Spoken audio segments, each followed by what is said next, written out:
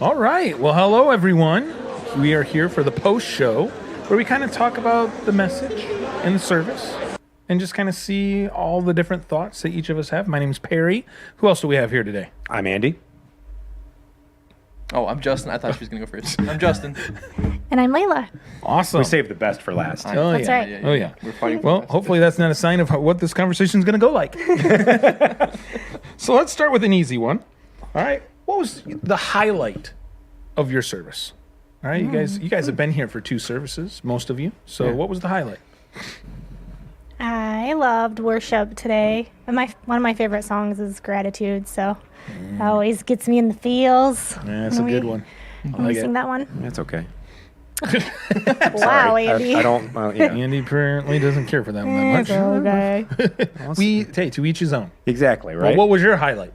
I was watching. It was like seeing if Dave was going to spill water. This, because the Yeah. first one, I was like, all right, he's pouring that really slow. In the second service, let's see if he pours a little more aggressively or whatnot. See if he gets all in the bowl. So, Yeah, how did he do? pretty good. Yeah, yeah, good. It was a little splashy. It was rocks that he was putting in. Yes. I have a bad angle from where Yeah. I sit. I was like, oh, the people in the front row, wake up. The splash. The little zone. splash zone today. Yeah. Absolutely. More than just Dave's spit. Yeah. Yes, But aside, that is a aside thing. from that, the music was great, and just seeing the church full is a really good highlight. You know, what I Yeah, mean? for So- sure. Definitely. I'm going to cheat a little bit with mine. It's my son Bentley's 4th birthday tomorrow. So I snuck in there and I saw the kids singing happy birthday. So Oh, nice. I like that's a, we got a great that's kids awesome. ministry here. So Yeah, that's a different take on the highlight of the service. yeah, I'm being because a we little selfish do. with mine. We got a whole bunch of stuff by all going means. on in the kids area while everything else is happening. I mean, those of you who are watching online, you rarely ever get to see anything happening in the kids area. So They have way more Good fun than insight. us grown-ups do. It was great. I did go back because one of the little room they were watching something, and I was like, "You guys don't know how lucky you have it that you don't got to listen to Dave talk." And one of the girls went, "Yeah!" I was like, poor Dave. "Yep." No, Dave, we think you're great. We think- okay? yes, love it, yeah, Dave. Yeah. Well, my highlight is actually tied to this next question. Oh. Dave told a story about how he was compelled by love to carry his sister through a cornfield so she could receive medical attention. So the question that I have with that is, we're going to get deep now. Share a story when someone helped you in a big way because they were compelled by love. Oh boy. Yeah, Shoot right. these questions ahead of time. I know. Well, Andy came in early and got them. Yeah, I'm still not going to. No, I'm kidding. I would say, since you did tell me this one, you gave it early so I could think about it. But there's been many times where my parents have, gone above and beyond what would normally be considered necessary, just because they love me and want to try to help us out. Whether it be, like coming down in the basement helping me put flooring in for like 6-7 hours straight, or when I've helped my parents move or do something. Like my dad at their lake, he loves to make a rock wall, so he'll pick all these big rocks and throw them up. I was like, "You're too old to be doing that. Let me do it." Yeah. That was a dumb thing to do, but I was compelled by love to keep throwing these rocks up, and I was like, where do you want this one?" So I feel a lot of times family, like, I'm compelled by love, but I want to be there too because Sure. they've shown me so much and helped me out Yeah. countless number of times throughout the years. So just in their grace, in their just helping out when we were younger with kids and times were tough, they just so. Yeah, for sure. Yeah. How about you give you guys? both enough time to I'm think? best Because I for talked for a last. while. We're so polite with each other today. Mine, I think of my old youth pastor at my old church. He came in at a time where I was trying navigating like my dating life and just like everything else, and he just came alongside me, and we would have lunches all the time and just hang out, and just the way he poured a lot of life and love into me. And I wasn't even one of his students; I was one of the leaders, So I didn't think I needed that much attention like he did. But he actually married my wife and I at our ceremony, and so he definitely didn't need to do that, but he did. Awesome. Shout out to Sean Seguin. Yeah, we love you, buddy. There's so many things that run through my head right now. But one of the recent acts of kindness that I received was from my team at work. It was last year when my dad, my real father, passed away. And we obtained this cat of his unexpectedly, and his name is Dude the cat. Nice. He's King Kitty. He's pretty cool. But I don't know that he was ever like taken to a vet or anything, and there are a lot of like health issues. I mean, nothing terrible, but anyways, my team like ended up all raising, all contributing money, and they had like a Dude the cat fund that they gave to Tony and I, and it was just, I don't know, you guys are probably like, wow, what a story, but it meant so much to me that they, because there was a lot of stress with the whole situation. Sure. I've talked about it before with everything with my dad, but I wasn't sure if I was doing the right thing taking in this cat, but it was like the first thing, like when we went to get all of his stuff, and I'm like, we're getting his cat, right? Like, we need to get this cat. And Tony's like, oh, great, another animal, because it's like a literal zoo at our house between the kids and the animals. But yeah, so they contributed a decent amount of money, and it covered every single thing that we needed to do for That's helpful. Mr. Dude. Yeah, it was. Yeah.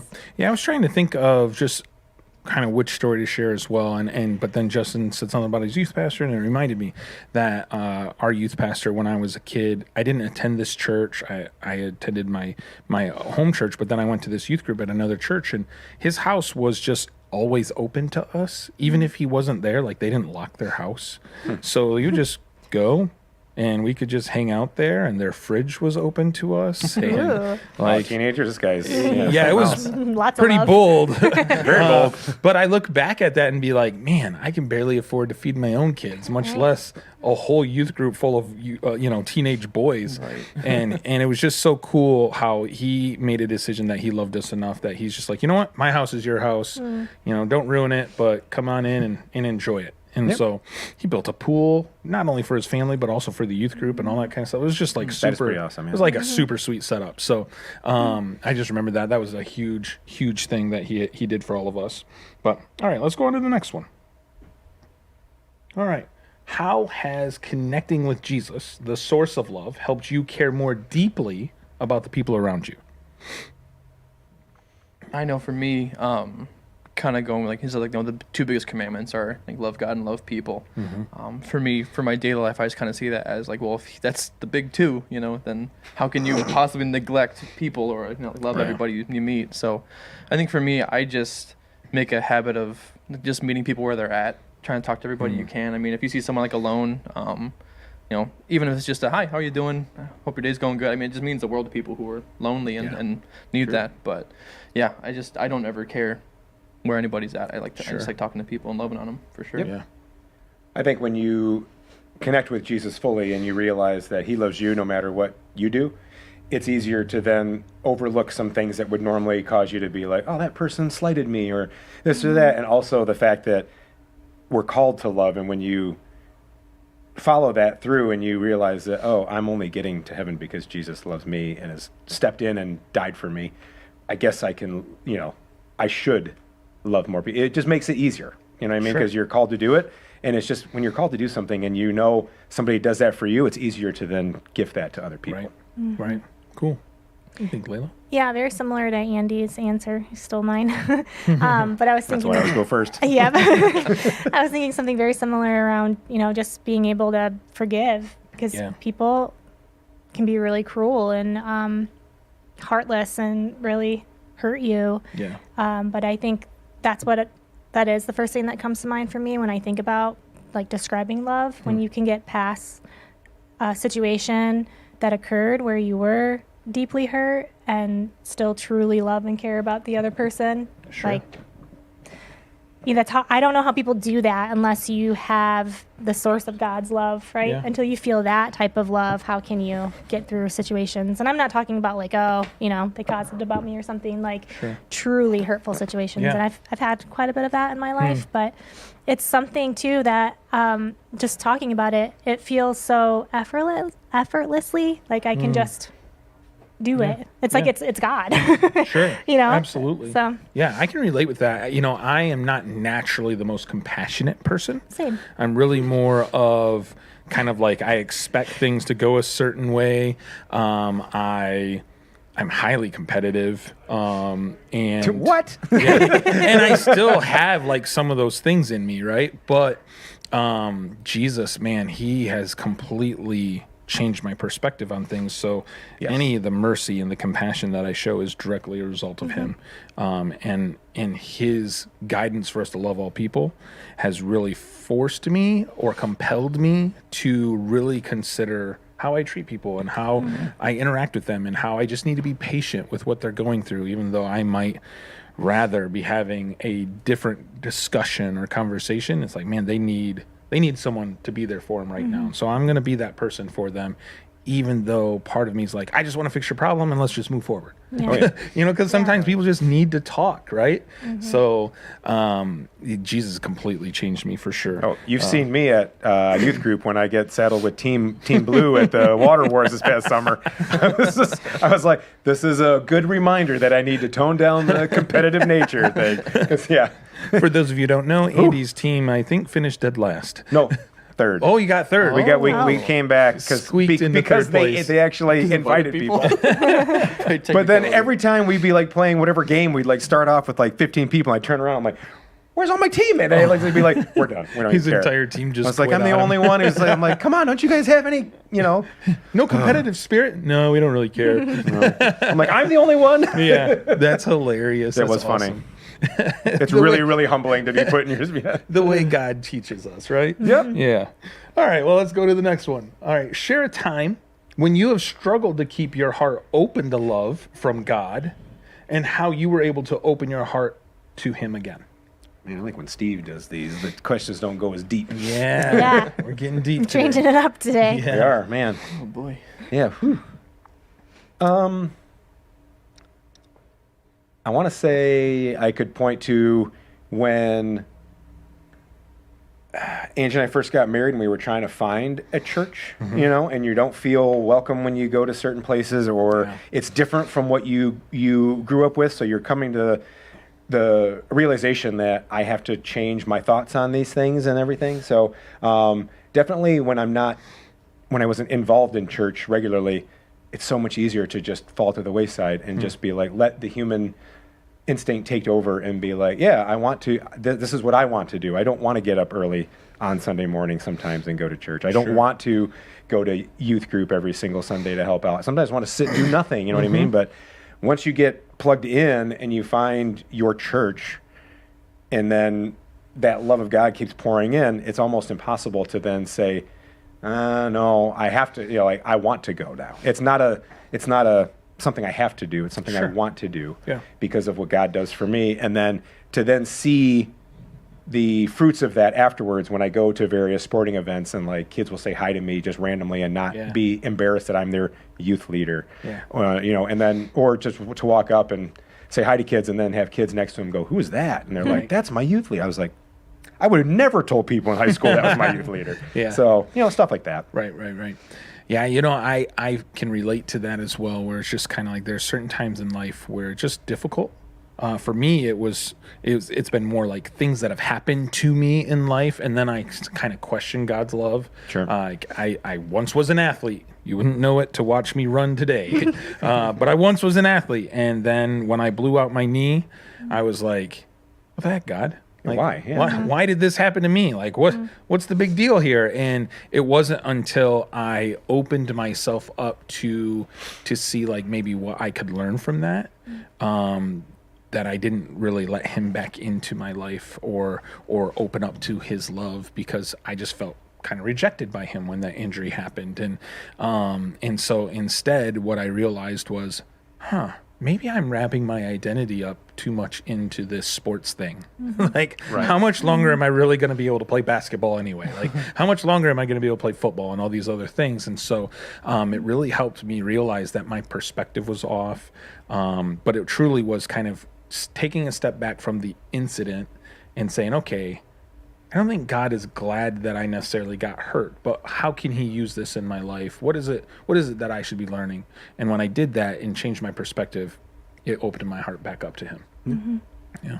Like you said, he teaches you when you least expect it. Yeah.